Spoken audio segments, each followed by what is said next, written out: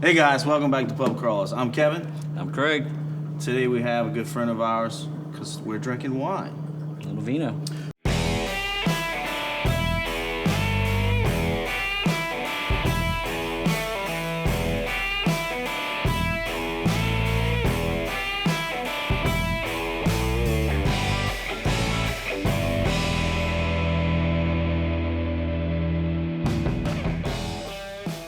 Well, I like wine, but you know, what I know about wine is kind of limited, so we brought a professional here. His name's Mark. So, Mr. Mark, what kind of wine are we going to try today? First, I am not a professional. Compared to us, you are. I am a wine drinker. I enjoy wine, and I enjoy talking wine, and I enjoy presenting wine. Nice. Actually, we'll start this week. We're doing Peirano Estates.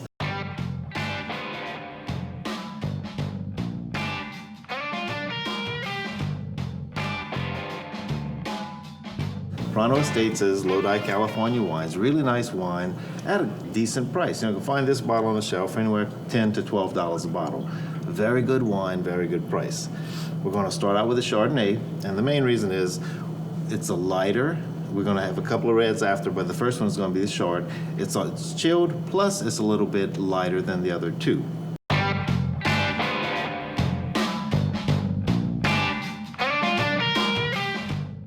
Going to be a little softer, so it's best to do this one first. And yes, whites, normally you drink them chilled. Now some people like to drink their reds chilled, which is great. They'll drop an ice cube in there. It's fine. Wine is designed to be drank the way you want it. I've always heard that white wines are kind of dry. Is this kind of dry or? Not really. Well, this one will be slightly on the dry side. Chardonnays are normally on the dry side. But you have sweet whites, you have dry whites. Oh. You know, there's so many different. Just because it's white or red doesn't mean it's going to be sweet or dry. It's just. I was more afraid that you said dry. I was going to say sweet. So Right. And the term dry, the term dry just means absence of sugar. That's actually what dry means. So when someone says it's dry, it's just not sweet. So, is it proper, or what does it mean when you hold your pinky up? Hell if I know. No? So I don't have to do that? No. Okay, good, thank you. And like y'all were talking, I watched one of y'all episodes when y'all were talking about the beer, and you sniffed your beer. I always sniff the wine because your nose does tell you a lot of what you're going to taste whenever you put it to your mouth.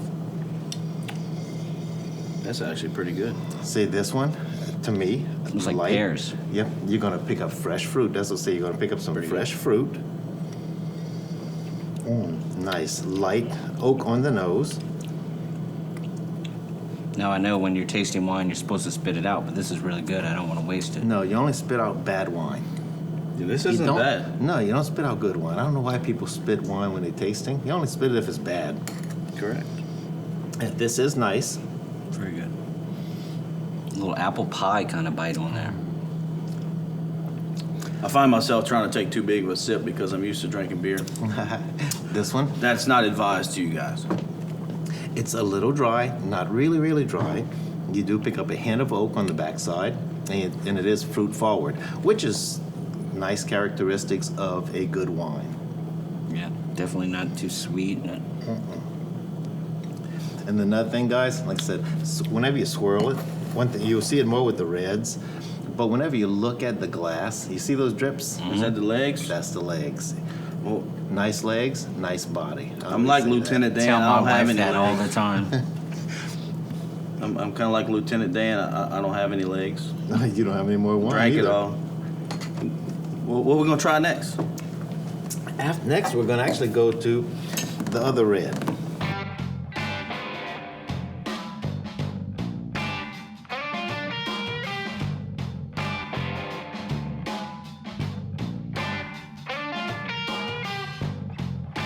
The other red is actually a red blend. And the reason we're going to go with the blend first is because it's going to be lighter than the last one we're doing, which is a cab, which is basically the king, in a sense, the king of wines. This one is just a nice red blend. It's going to be a little bit softer, easy drinking, really, really good.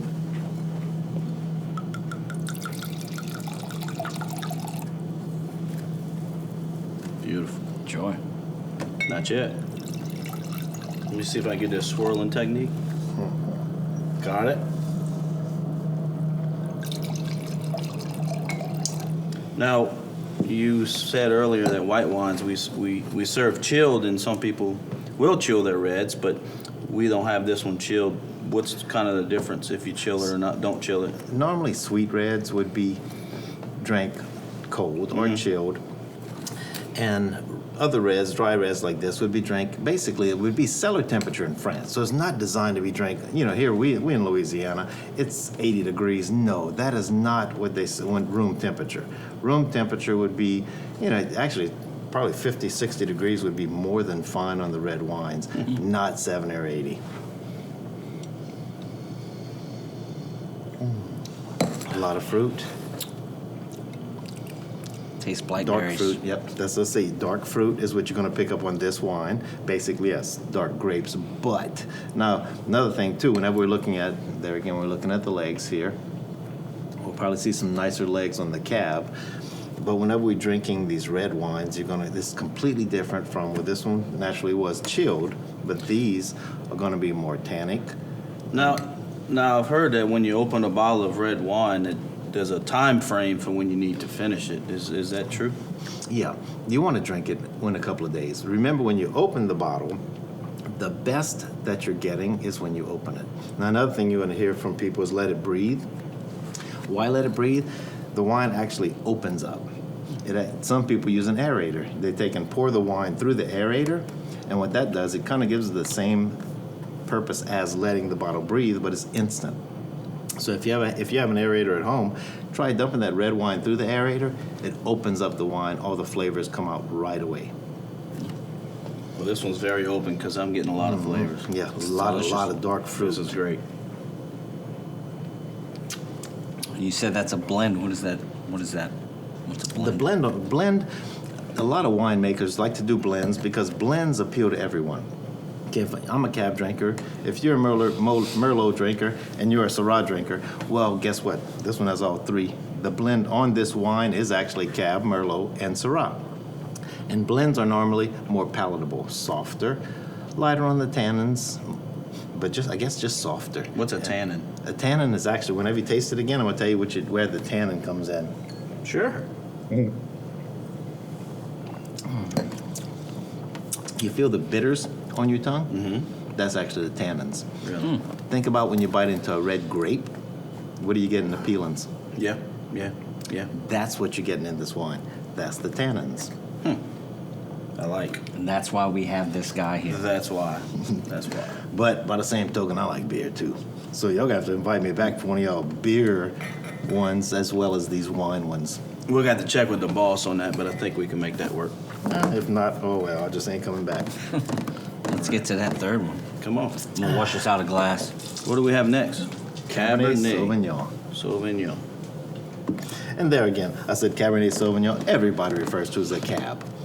That's what they basically call it. It's a cab. It's a Cabernet Sauvignon, which is the grape varietal. That's something we didn't talk about either. If you look at these wines, Chardonnay, why is it called a Chardonnay? Because it's the grape it was made with. This one is a Cabernet, which is the grape name.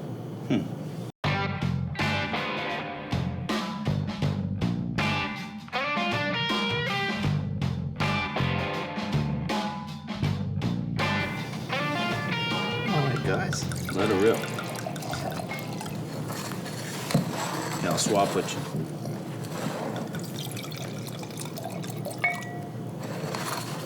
Thank you, sir. And once again, Kevin, I'm going to show you something. Put that glass down on the table, and whenever you swirl it, just swirl by the stem.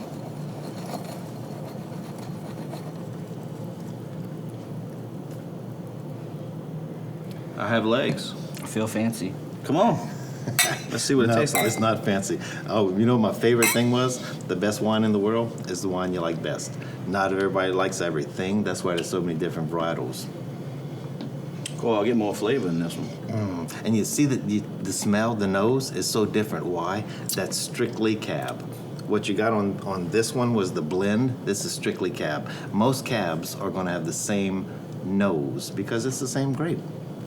I can see this as a good nightcap.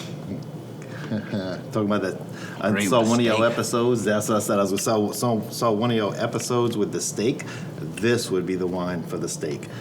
And another reason for drinking the tannic reds, whenever you're eating steak, whenever you're eating steak, the fats coat your tongue. Well, the wine actually cleanses your tongue, so that every bite will be like the best bite you've had, like the first bite. Like drinking an IPA. Nice. Well, Mr. Mark, thank you for joining us on Pub Crawlers. Thanks for Yeah. having me. I'd love to have you back. Yeah, I I feel appreciate like it. I learned more today. I learned a lot. I try to get into wines, and I once asked somebody to explain to me the difference between a Chardonnay and a Cabernet, and all he told me was one ended in AY and one ended in ET.